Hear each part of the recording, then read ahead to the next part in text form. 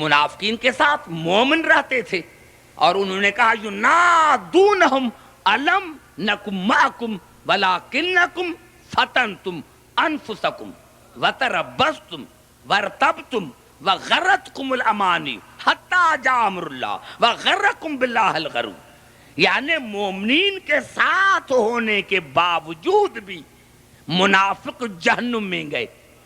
پتا چلا کہ جب مومنین نے منافقین کو فائدہ نہیں پہنچایا تو امیر المومنین بھی اپنے دشمنوں کو فائدہ نہیں پہنچا سکتے۔ اور دوسری بات میں نے عرض کیا تھا میرے دوستوں، میرے بزرگوں، کہ قرآن میں مثالیں اللہ نے دی ہیں، پورا قرآن اللہ چھوٹی سی مثال دے کر بڑی مثال سمجھاتا ہے۔ اب یہ ایسی مثال ہے سورۃ نحل میں کہ اگر یہ میں مثال دے کر چلا جاؤں تو میں سمجھوں گا کہ میں نے آپ کے پاس 10 مجلسیں پڑھی، آپ کے پاس میں نے 10 مجلسیں پڑھی۔ اب یہ الفاظ ہیں سورۃ انعام کے، وَإِنَّ لَكُمْ فِي الْأَنْعَامِ لَعِبْرَةً، اللہ نے فرمایا کہ جانوروں میں بھی تمہارے لیے ہدایت ہے۔ جانوروں میں بھی تمہارے لیے ہدایت ہے، جانوروں میں بھی۔ جانور کو دیکھو، ہدایت حاصل کرو۔ ارے انسانیت تو بڑی چیز ہے، نبوت تو بڑی چیز ہے، ولایت تو بڑی چیز ہے، ختم نبوت تو بڑی چیز ہے، پر حیوانیت کو تو سمجھو۔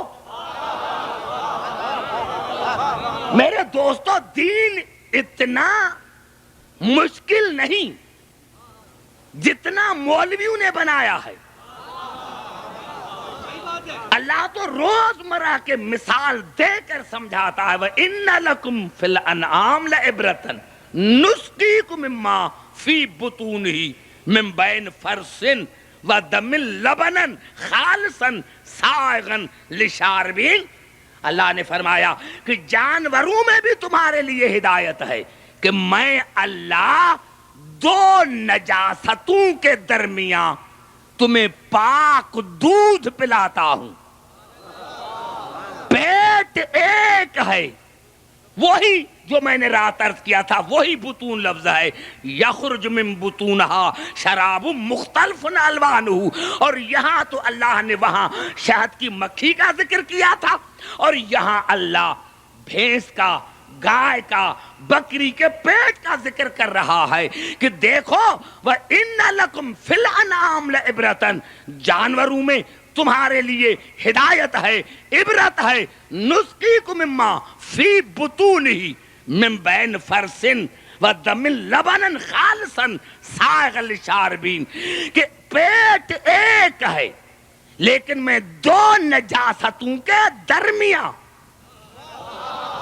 بڑا جملہ میں نے کہہ دیا، قرآن نے کہہ دیا کہ میں اللہ تمہیں 2 نجاستوں کے درمیان پاک دودھ پلاتا ہوں۔ ایک طرف گوبر ہے، دوسرے طرف خون ہے، درمیان میں پاک دودھ ہے، یعنی درمیان پیٹ ایک، قبر ایک، لیکن اس قبر میں کتنے رہتے ہیں؟ 3، 2 نجس، 1 پاک۔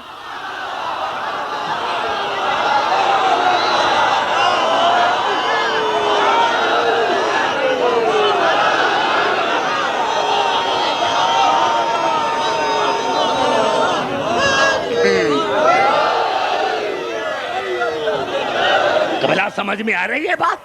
کتنی بڑی بات قبلہ اللہ نے کہہ دی، کتنی بڑی بات اللہ نے کہہ دی، وَإِنَّ لَكُمْ فِي الْأَنْعَامِ لَعِبْرَةً، ارے جانوروں میں تمہارے لیے ہدایت ہے، نُسْقِيكُم مِّمَّا فِي بُطُونِهِ مِن بَيْنِ فَرْثٍ وَدَمٍ لَبَنًا خَالِصًا سَائِغًا لِّلشَّارِبِينَ، کہ میں اللہ تمہیں پلاتا ہوں 2 نجاستوں کے درمیان۔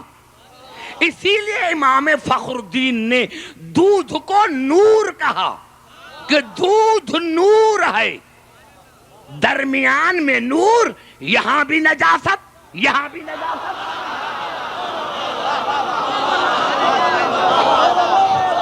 نعرہ حیدری،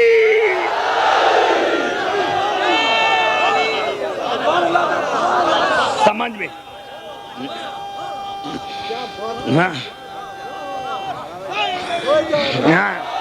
ارے دو نجاستوں کے درمیان اور پاک دودھ نور. ارے اب گوبر کو باہر کیوں نکالتے ہو؟ وہ نور کے ساتھ ہے. ارے خون کو کیوں نکالتے ہو؟ نور کے ساتھ ہے. اس نور نے خون کو پاک کیوں نہیں کیا؟ اس دودھ نے گوبر کو کیوں نہیں پاک کیا؟ ارے یہاں تو قبر بھی ایک ہے، پیٹ ایک قبر ایک. جب ایک قبر میں رہ کر نور نور ہے، جب ایک قبر میں رہ کر نور نور ہے، نجس نجس ہے، تو اگر کہیں کوئی نور کے ساتھ ہو تو وہ فضیلت نہیں، وہ ہے، وہ ہے.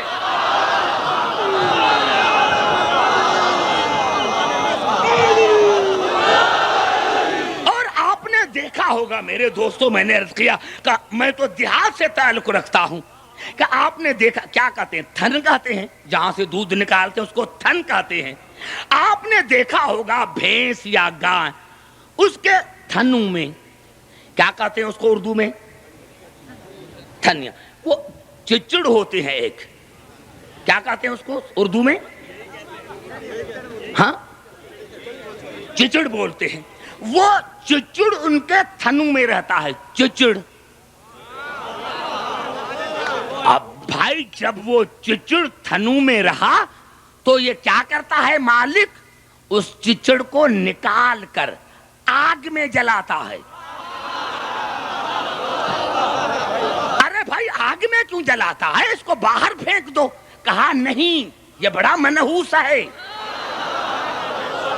یہ پھر آ جائے گا. ارے جلاتے کیوں ہو؟ کہا یہ نور کے گھر کا دشمن ہے. بڑا جملہ میں نے کہہ دیا، نعرہ حیدری.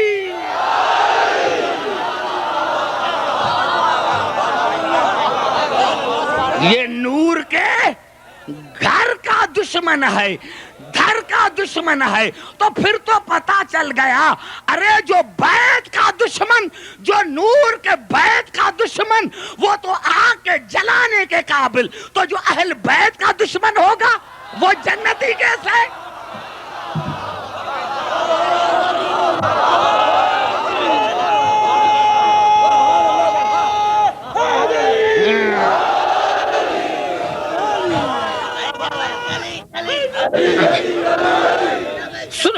سنو مجھے مواد بھی دینا چاہتا ہوں، میں آپ کو مواد بھی دینا چاہتا ہوں. میں چاہتا ہوں کہ 10 دنوں میں آپ کو میں زیادہ مواد دوں. آج بیچارہ کہیں ہمارا کوئی باہر سے سندھی آ گیا ہے، اس نے مجھے رکا دیا ہے کہ صحیح آپ یہ ایک لفظ پر کیوں پڑھتے ہو؟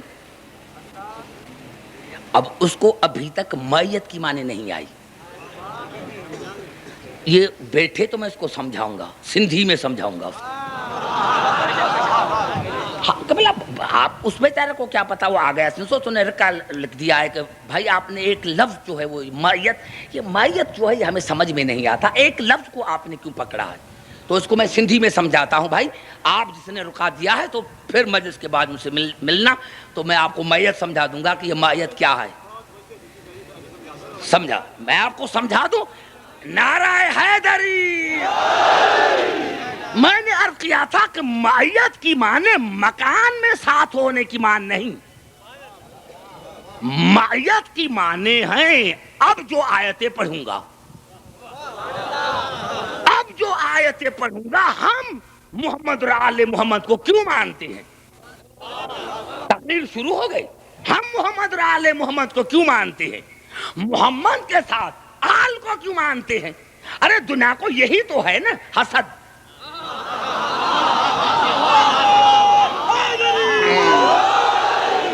دنیا کو شکایت و قبلہ یہی ہے نا کہ محمد رسول اللہ کے بعد یہ علی ولی اللہ کیوں کہتے ہیں، یہ یا حسین کیوں کہتے ہیں؟ یہی شکایت ہے نا دنیا کو۔ ارے بھائی بات تو ایک ہی ہے، لیکن بات یہ ہے تو بھی چاہتا ہے کہ میں رسول کے دروازے پر آؤں، ہم بھی چاہتے ہیں کہ رسول سے ملے، چاہتا تو بھی ہے کہ رسول سے ملے، چاہتے ہم بھی ہیں کہ رسول سے ملے، لیکن فرق ایک ہے، تو ملتا ہے دوستوں کے ذریعے، ہم ملتا ہے گھر والوں کے ذریعے،